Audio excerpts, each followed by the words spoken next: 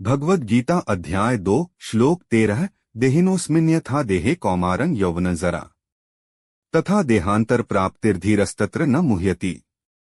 इस श्लोक के माध्यम से श्री कृष्ण यह स्पष्ट करते हैं कि आत्मा अविनाशी और शाश्वत है, जबकि शरीर नश्वर है। जैसे शरीर बचपन, जवानी और बुढ़ापे के विभिन्न चरणों से गुजरता है, वैसे ही आत्मा मृत्यु के बाद एक नया शरीर धारण करती है। यह शरीर तो केवल एक वस्त्र की तरह है, जिसे आत्मा समय के साथ त्याग देती है और नया शरीर प्राप्त करती है। इस श्लोक का जीवन के दृष्टिकोण से गहरा अर्थ है।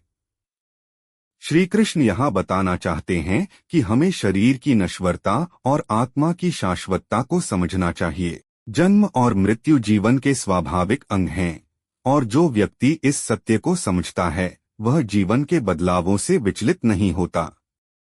वह व्यक्ति जानता है कि मृत्यु केवल एक संक्रमण है, एक नया अध्याय है जिसे आत्मा स्वीकार करती है।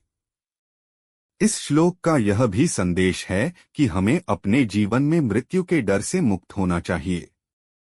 हम जब यह समझ लेते हैं कि आत्मा अमर है, तो जीवन के अंत का भय समाप्त हो जाता है।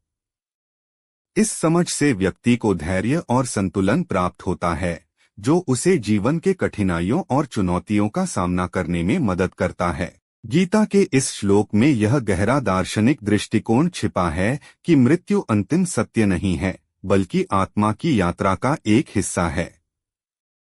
यह विचार हमें जीवन के प्रति एक सकारात्मक और स्थिर दृष्टिकोण रखने की प्रेरणा देता है, जिससे हम हर स्थिति में धीरज और संतोष से रह सकें।